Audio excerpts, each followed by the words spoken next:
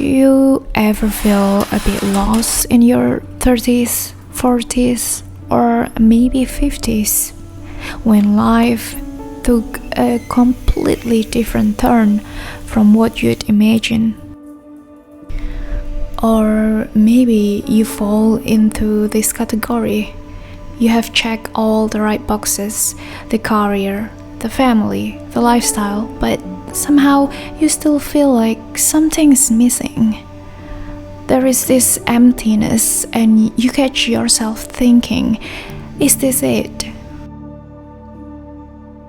For a lot of us, this isn't just a passing phase, non-stop questioning of every choice that brought you to this exact moment. But what if the answer isn't in some grand life overhaul? What if it is hiding somewhere much simpler, in a sketchbook, a lump of clay, or that dusty guitar sitting in your garage? The whole midlife crisis thing sounds a bit over the top, no? But underneath all the stereotypes, this is actually a very real and often pretty tough period of transition. Studies show that only about 10 to 20% of people go through a full-blown crisis, but that quieter, deeper sense of questioning, that's way more common. For me, losing my job in Dubai and having to pack up 6 years of my life to move to Bali was what triggered my what's so-called midlife crisis. Suddenly, I was staring down a completely uncertain future. I felt like I'd lost my sense of who I was. Who am I, really? It wasn't just a bad mood. It was a total re-evaluation of what my life even meant. It's that moment when you look at everything you've built and wonder if the blueprint was ever really yours to begin with. At that time, I can say I was completely lost. I simply didn't know what to do. I still remember when my husband suggested I talk to a therapist. The moment I started opening up, even just a little, I realized how much I needed it. Honestly, I wish I'd started sooner. I'm grateful for BetterHelp for being the paid partner of today's video, as it allows me to share something crucial. Reaching out for help is a sign of strength, not weakness. We were meant to carry this burden in isolation. Suppressing our struggles only intensifies them. Prioritizing our mental health is just as important, if not more so, than caring for our physical well-being. Join the over 5.7 million people worldwide who have chosen to invest in their mental health and happiness with BetterHelp.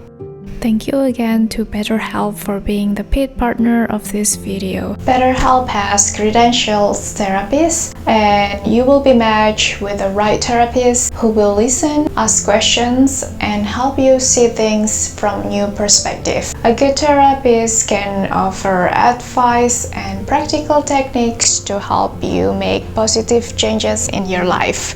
BetterHelp mission is to make starting therapy easier.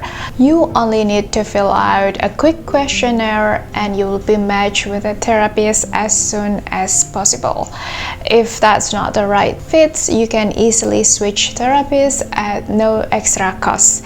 With over 7,000 reviews and a 4.3 rating on Trustpilot, BetterHelp is a platform you can trust.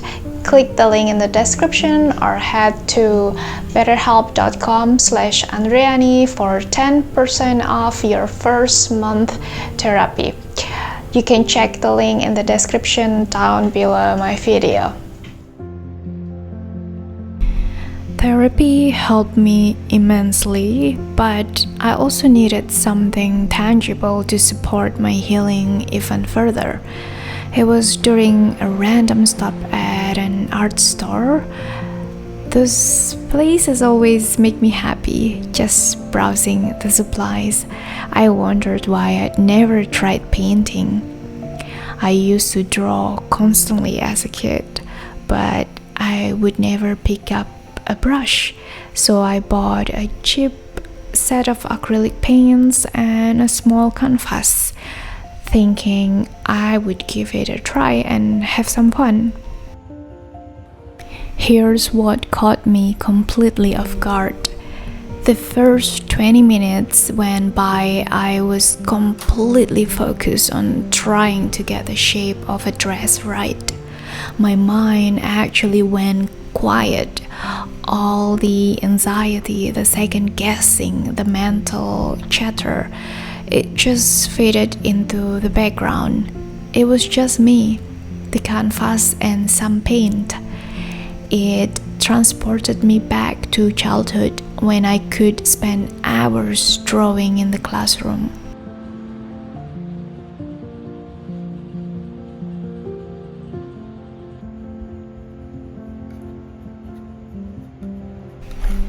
There was something deeply satisfying about finishing even a small, far from perfect painting. A sense of accomplishment I hadn't felt during that difficult period. It felt really good. It wasn't about creating something gallery worthy. It was all about the doing. It was proof that I could still learn new skills, that I could still create something from nothing.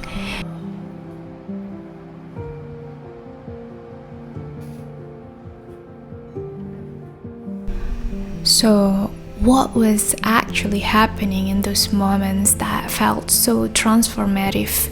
It turns out there is some incredible science that explains why picking up a creative habit can be so powerful during these life transitions. First, creativity gives us a language when words fail. During a midlife reassessment, we are dealing with a complex cocktail of emotion that can be incredibly hard to put into words.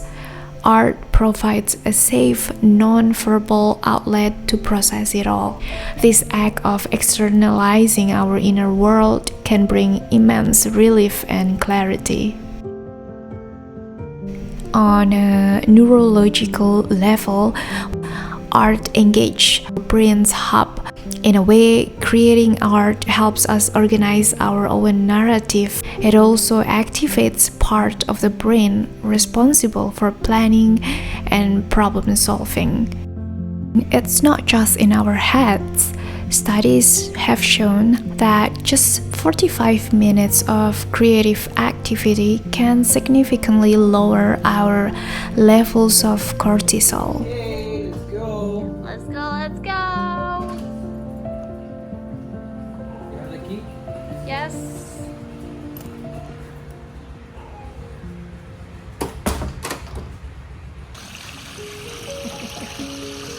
Think of retiree who, after a long career, feels a profound loss of purpose.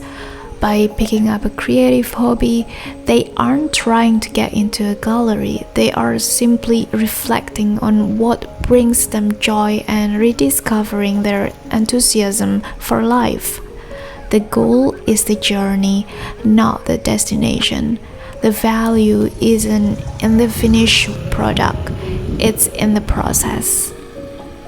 The fear of being a beginner is universal, but it is especially sharp in midlife when we feel like we are supposed to be experts at everything.